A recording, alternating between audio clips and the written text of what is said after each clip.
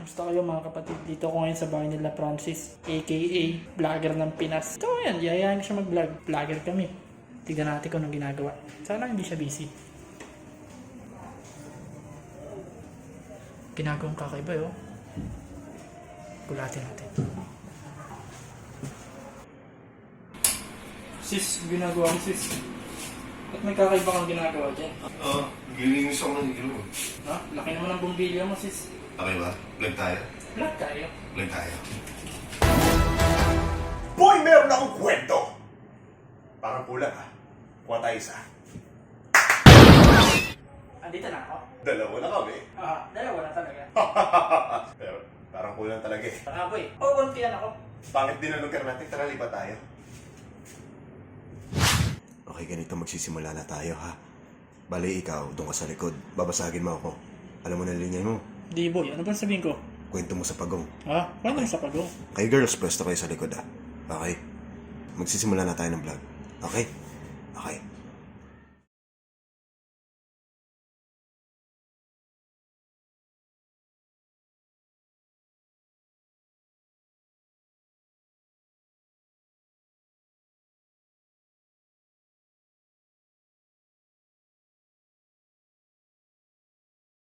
Boy, meron akong kwento! Kwentong sa pagong.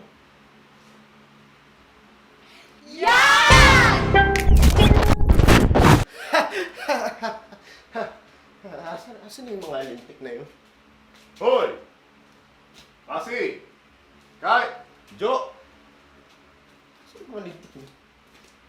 Kung content tayo, meron nga akong kwento eh. Hoy! Hoy! Hello! Patayin ko nga muna to. Yung baterya kasi baka masayang. Saan na ba yung mga yun?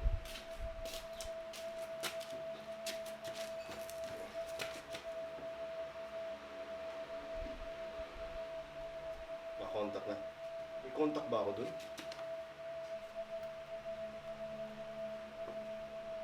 Okay. Sana naman, sumulat na sila.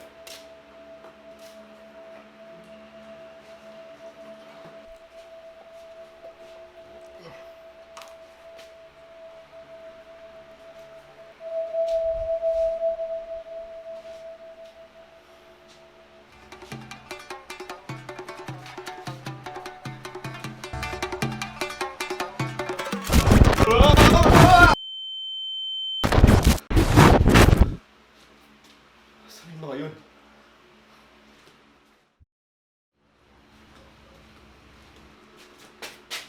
Sino po kayo? Nasaan po ako? Anong lugar po ito? Hello, I'm Gerald Diamonte. I'm a tour guide here in Japan. I would like to introduce to you the history behind Japan.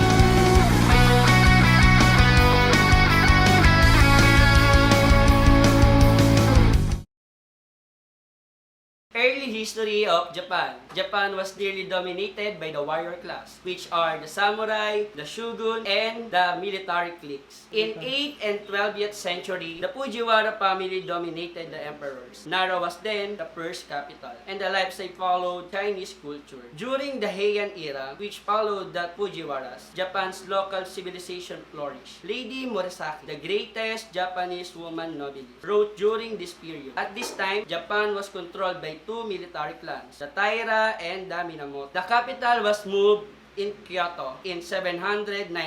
In 1192, A new warlord named Yoritomo dominated the emperor, who gave him in title of shogun, in other words, great general. Thus, from the 12th century to 1867, the shoguns controlled imperial government. Yoritomo also established feudalism in Japan. He divided the country into districts and gave them to his retainers, called daimyo, in other words, local lords. In each daimyo had fighting force of warriors, called samurais, in other words, knights. His duty was to fight and, if necessary, die for the Lord. His code of ethics was the Bushido. in other words, Way of the Warrior, which contained the rules of Japanese chivalry. To a samurai, death in the battlefield for his lord was glorious. If he failed in this duty or disobeyed his daimyo, he could only redeem his honor by committing harakiri o seppuku, in other words, suicide. Like European lords, the daimyos often waged war against one another. They lived in fortified castles and ruled as pretty dictators in their respective domains. In 1274 and 1281, two invasion attempts by the Mongols Emperor Kublai Khan of China were thwarted by the typhoons. Thus, the Japanese attributed this salvation of Japan to the kamikaze, in other words, divine wind, a term which was later used for the suicidal pilots of Japanese planes during the end of World War II. That's the history of Japan. I hope you learned a lot. Arigato! Ayos din pala ah. Ganda ng kasaysayan ng Japan. Ganda! Ganda ng mga kasuotan nila. Ganda rin ng pananamit nila. Ayos yung mga tao dito, mauunlad. Pati yung ganda nun ah. Puti! Ganda!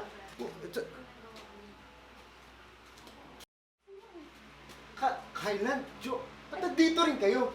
Oh, nandito ka pala. Ano ginagawa mo dito? Mamalay ko. Tsaka ba't ang gaganda na suot yung suot ko, mukha akong pulubi. Mukha kayong disente, oh. Bakit wala ka pang dalang damit? Wala. Ano nangyari sa'yo? Malay ko ba? Hindi ko alam nangyari sa akin eh. Ako, sumama ka na lang sa amin. Sasama eh. Tingnan mo yung tsura ko. Wait lang. Magpapalit din ako ah. Hintayin niyo ako dito. Sige. Sandali na ako. Tara na! Madamit! Doon tayo. Ang ganda. Tara, Oh. ang ganda. Asan na kaya sila? Tara! Hindi ko nga alam eh. Oh, sandali lang. Ano tawag doon? Ayos yun ah. Ah, yun? Nippon? Nippon? Ano yung Nippon? Nippon? Di ba alam yung Nippon? Nippon, which means the land of the rising sun. Oh. The four main islands. First, Honshu, the largest. Next, Hokkaido. Third, Shikoku, and Kyushu. Nasaan na kaya sila? Mamalay ko. Saan ba tayo pwede pumunta? Kaya nga, hinahanap ko nga din sila. Ang dami natin pwedeng puntahan dito sa Japan. Kagaya ng Mount Fuji, na may taas na 3,776 meters. Tapos isa pang kagandahan sa Japan, na-preserve nila yung mga historical places. Kagaya ng Imperial Tokyo, kung saan dito ang main residence ng Emperor ng Japan. Kagaya ng Osaka Castle, na tinayo noong 1586. At marami pang ibang parke na binuo dito. Pwede natin puntahan, naalala nyo ba yung aso na sumikat dahil sa loyalty sa kanyang amo? Si Hachiko! May statue rin siya dito na matatagpuan natin sa Shibuya, Tokyo. Wow! Tapos, gusto nyo ba maranasan mag-ski? Uy, pwede! Pwede, tara! Pwede natin gawan ng paraan yan. Sige. Sa Hokkaido, doon, iyon ang pinakamalamig na klima at maraming pwedeng pag-iskihan doon. At sa Hokkaido, merong ginaganap na snow festival tuwing February. Sana dumating na ang init eh. Kaya hanapin na natin sila para mapunta na natin yung mga gusto natin puntahan. Tara na. Ang init. Nakikita mo yung theme park na yun? Ayun. Oo, ayun. Yun yung Universal Studio. Wow! Laki. Ang ganda, no? May Harry Potter theme lang dyan. Mahal siguro dyan, no? Kaya naman siguro, may ipon naman ako eh. 2 linggo, nandito ka, nakaipong ka na. Sana Oo, all. yaman mo na. Pwede ba pumasok dyan? Tara! Tara! Tara! Libre nyo. Nakikita mo yung mataas na yun? Oo nga eh. Ayun! Yun yung Mount Fuji. Wow! Ang taas nga. Lamig! Ang Fuji. Tara, punta tayo sa taas, palamig tayo. Baka nagtitinda din sila ice candy. Ang lamig dito sa Hokkaido na. Oo nga eh, formado na nga ako eh. Ito kasi pinakamalamig sa part ng Japan eh. Oo. Nakikita mo ba yun? Ayun! Ayun yung Mount Moiwa. Moiwa. Oo, doon tayo mag-ski. Akit na naman tayo. Tara na! Tara na! Libre mo naman eh. Sige, go! Ito pala yung ski. Libre naman, pwede na to. Naging masaya ba kayo? Oo Ano naman. naman? Kaya kaya? Muntik na ako mamatay. Ayoko na na-ski. Tara Siguro, tayo kaya. masaya. Basta libre mo ah. Sige, sa susunod tayo ulit ako. Sige ba? Pero sa ngayon, mukhang sa... Hindi ako sa ski mamamatay. Sa gutom ako mamamatay. Kain muna tayo. Tara, may alam ka bang kainan dito? Yun lang. Pero marami akong alam na pwede pagpiliin ng pagkain. Pero sandali. Tara, isipin muna natin isa-isa. Nasaan na kaya silang Kyla? Pagod na ako. Muna magpahinga. Tara, punta tayo doon. Sige, tara. Puntahan natin sila. Wait! Ano yun, Riza? Ang alin? Tea ceremony? Ano gagawin nila dyan? Iinom ng tsaa? Hindi sila iinom ng tsaa dyan. Tea ceremony, sa Japan, hindi lang basta pag-inom ng tsaa ang tea ceremony. It is a very important ritual that has a lot of meaning within the culture. The tea ceremony represents purity, tranquility, respect, harmony, and a lot of preparation goes into this important event. Yun pala yun. Kala ko naman. Ikaw talaga, palabiro ka. Sorry na. Alam mo ba, Lani, that one of the most important ideas behind the Japanese tea ceremony is the concept of wabi and sabi. Ah, Wait, wabi and sabi? Wasabi? Walang wasabi? Ikaw talaga! Hindi! Yung wabi represents the spiritual experiences of human lives and it symbolizes quiet and sober refinement. Yung sabi naman, it represents the material side of life and it means weathered or decayed. Yun, hindi yung walang masabi! yun naman pala yung meaning nun. Ikaw talaga, tara na nga! Let's go!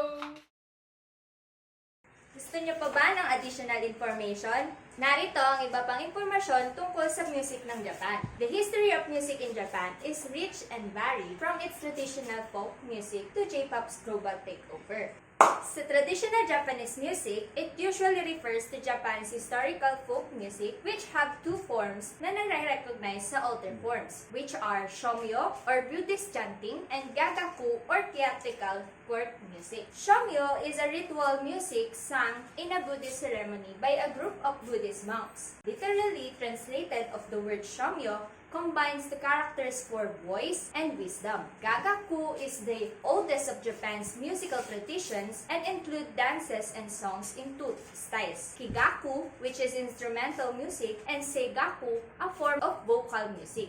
Punta naman tayo sa Japanese music instruments. The key instruments used to play Japanese music are shamisen, shakuhachi, at koto.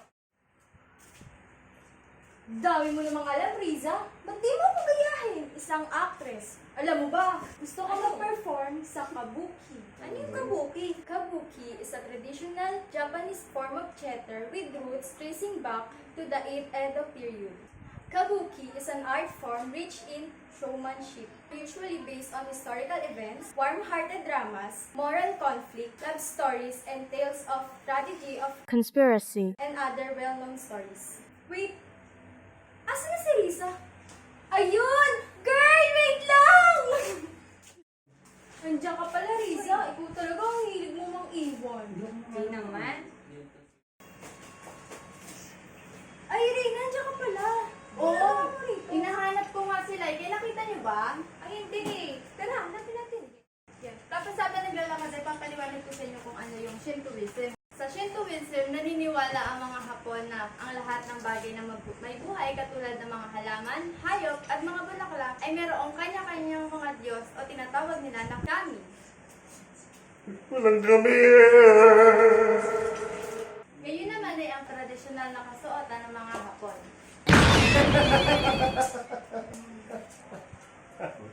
Hindi ganito yung tradisyonal. Pero gagawin lang kitang manikin para mas mais kong maipaliwanag kung ano nga ba yung itsura ng tradisyonal na damit ng mga Hapon. Kimono ang tawag sa tradisyonal nilang kasuotan na gawa sa silk. At meron itong malalaking mga sleeves. Tapos hanggang talampakan yung haba nito. And then obi naman ang tawag sa isang malaking belt na nakatali sa kanilang likuran.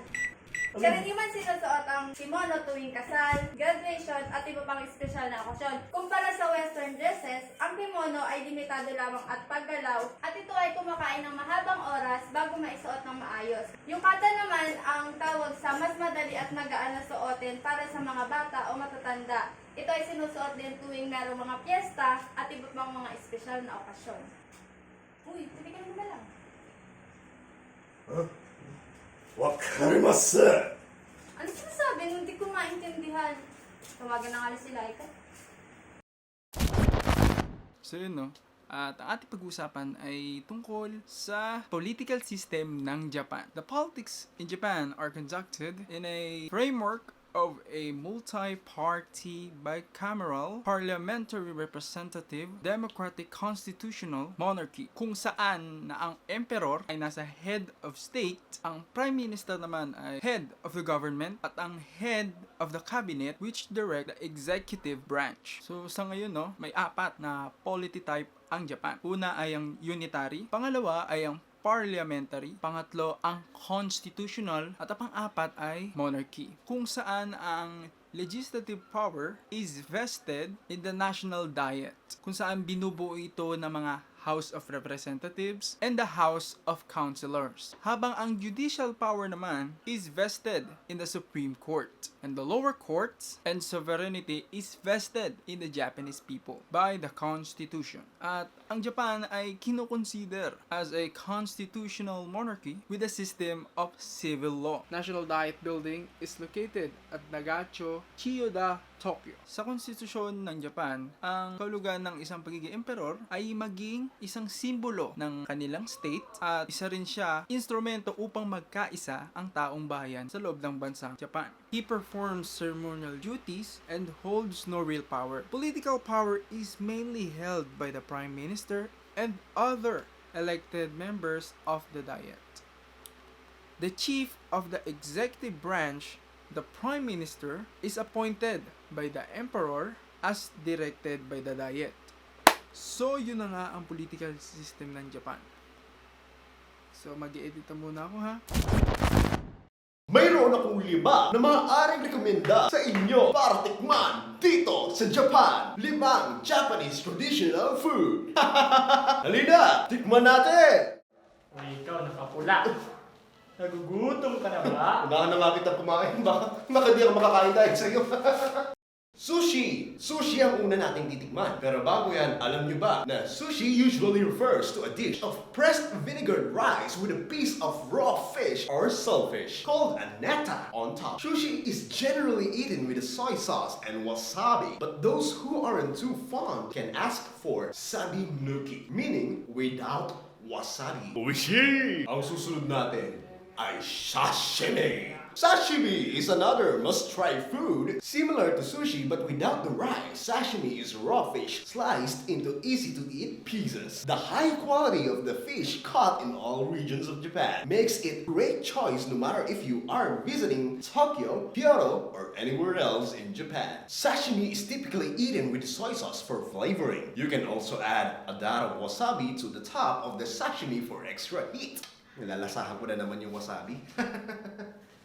Number 3, unagi. Unagi or eel is a fish known to be found mainly in rivers. In Japan, it is a delicacy typical in high-class Japanese dining. Number 4, alam kong alam na alam ninyo to. Isa sa mga favorite din natin mga Pilipino, ang tempura. Tempura is a dish involving ingredients like seafood, meat, and vegetables, covered in butter and deep-fried in oil. The butter usually contains flour and egg. Tempura is generally dipped in a special sauce called TENTSUYU before eating. At panglima, udon. Udon is a unique dish known for its thick noodles and is a very popular and traditional Japanese dish. The dough is made from flour and salt water that is well kneaded and cut into noodles. After udon noodles are boiled into hot water, udon is enjoyed in seafood, broth, soup, or by pouring soup and toppings like tempura on top of it. You can savor udon hot or cold. There is no one designated way to eat udon, so you can eat it in any ways.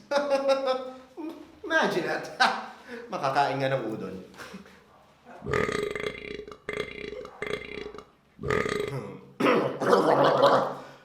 Nabusog ako dun Ano, tara, laro naman tayo. Ano kayo magandang laruin dito sa Japan? Teka, ano ba yung mga sports nila dito? Tara, lakad tayo. Ngayon, aking ipakikilala sa inyo ang 4 na sports na mayroon ang bansang Japan. Sumo! Sumo is is a Japanese style of wrestling and considered as their national sports. Alam nyo ba noong unang panahon, na-discover ito bilang pagbibigay aliw at kasiyahan sa mga namumuno. Trivia mga kapatid, sa pagsasagawa ng sumo, unang-unang ginagawa nilang ritual ay ang pagsasaboy ng asin. Bago ko tapusin ang aking salita, alam nyo ba na sa pagsasagawa ng sumo, tanging lalaki lamang sa Japan ang pinapayagang magsagawa nito? Get ready for the next battle.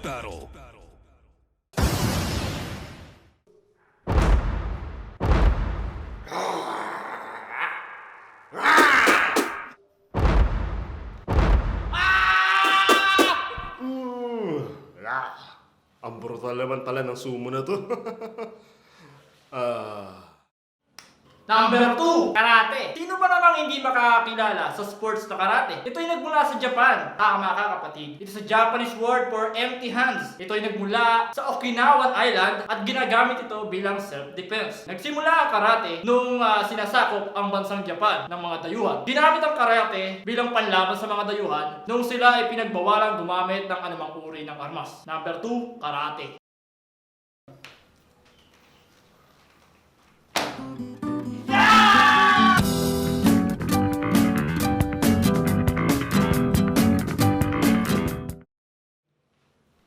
Number 3, Judo. Judo is a popular Japanese martial arts and contested sport in the Olympics. It was created by Kano Jigoro in Japan in 1882. So dito sa Judo, pinapakita ang pagte-train ng ating katawan, hindi sa kung paano tayo mananalo sa isang laban. Number 3, Judo. Ang panghuli. Number 4, Kendo. The Japanese Kendo meaning way of the sword. It is a traditional Japanese style of fencing with a two-handed wooden sword. It is derived from the fighting methods of the ancient samurai or warrior. Number 4, Judo.